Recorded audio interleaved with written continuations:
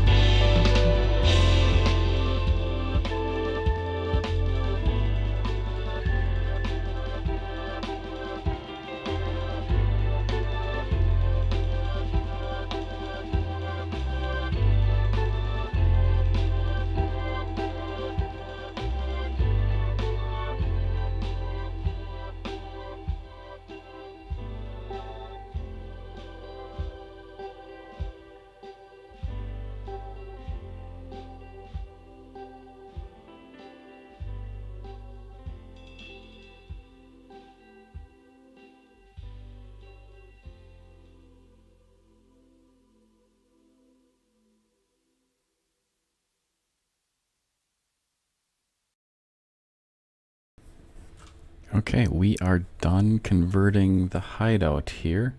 So for starters, I looked at all the devices, and I have to remove the turrets. So I removed the 3 turrets because we don't find those normally on this starting planet. I also did some random damage to give it that weathered or beat up look, like it's been abandoned or assaulted. And then I made a couple of holes in the base, so one side here using the damaged blocks, and another one over here just going through the roof and down to the floor. I painted on some dirt to give it the impression that it's been weathered or it's been here for a long time or there's debris. I also had to replace the core with an NPC core because the POI requires one when it spawns in the game. And this one already had some damage blocks with some overgrowth or slime or mold on it, so it already partially fits into the Dread Planet theme. So great work from the artist. Thank you. This one's done and saved. What I did is looked at it and I hit Alt-O and I saved it in my blueprints using this this standard prefix for the game. And every POI or base that I convert has to be in this blueprint group name so that the game spawns one randomly from the group. And this is what it'll appear as in the game when it spawns: damaged hideout. And it's going to spawn at ground level. And the blueprint is going to flatten any ground. And we're going to keep the topsoil on there. So these are pretty standard settings. I also, when I save it, there's a box called Save Damage States. I have to make sure that I check that box so that the damage blocks spawn in the game. Otherwise, if that box is not checked, it will spawn at full health. So that is done, and just a brief summary of what I did there. Let's convert the next one.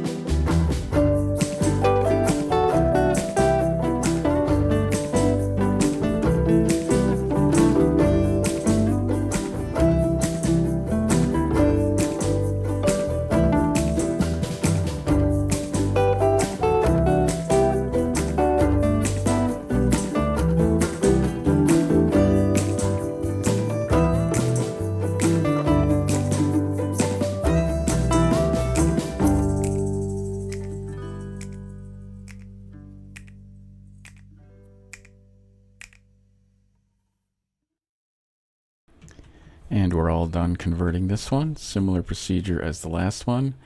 I made a couple holes in here and painted in some dirt and put some truss blocks in, damage blocks. This one just removed some windows.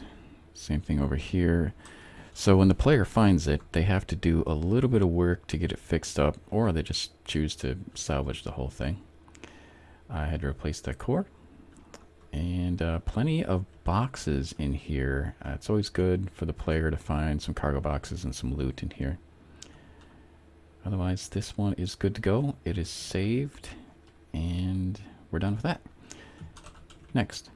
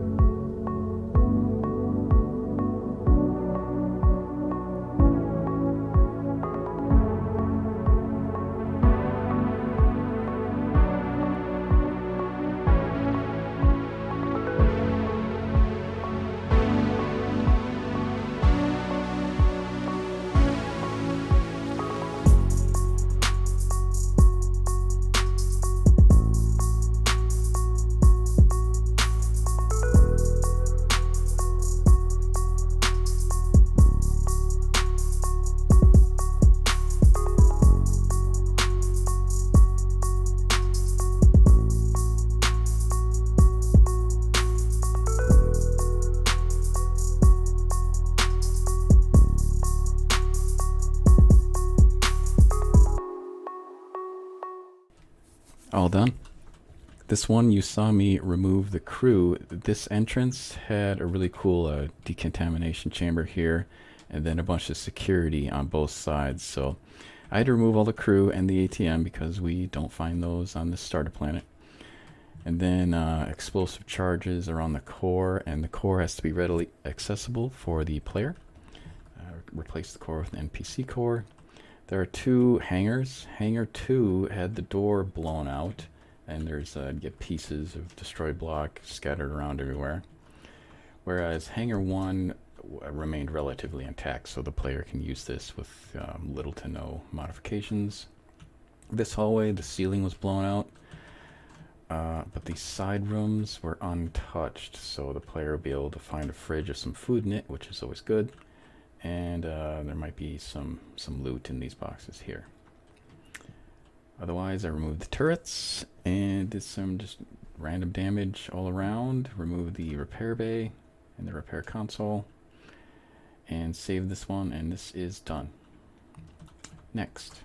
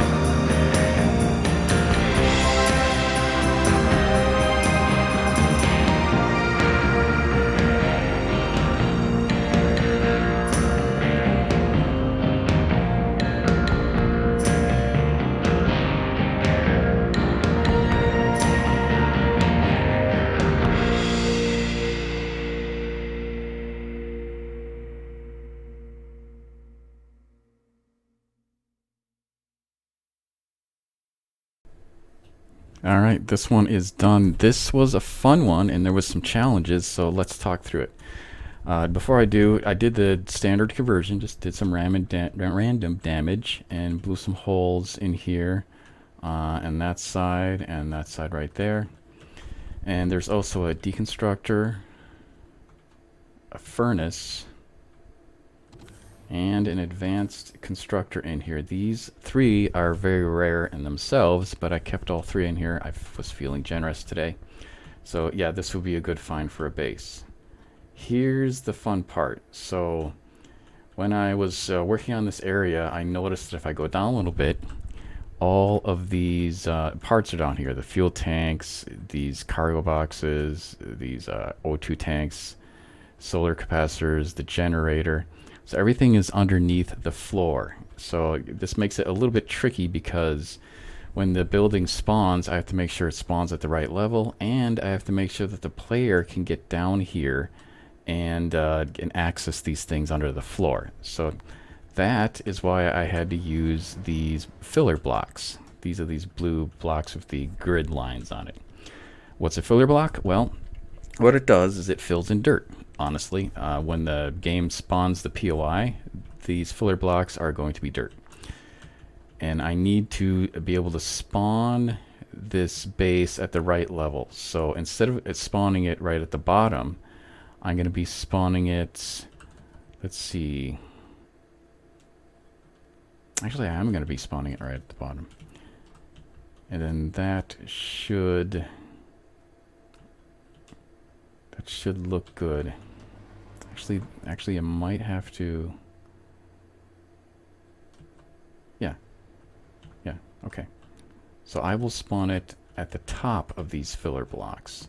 So that means that I'm going to spawn it at a -2 height, which means I want the building to go down 1 block. -2 equals one of these blocks.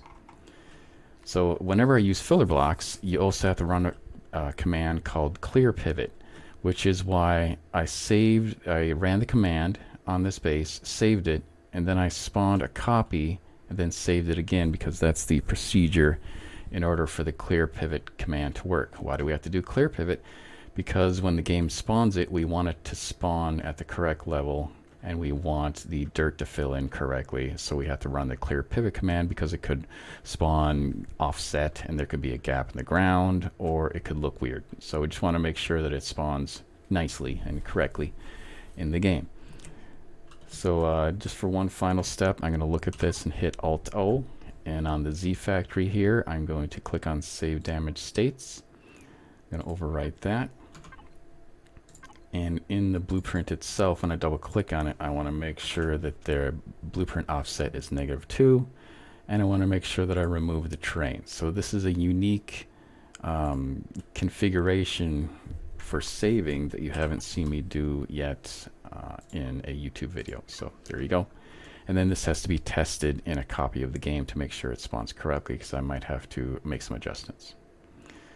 So I am going to clean those up a little bit, so there's only one copy on the screen here, and I'll get to work on the last blueprint.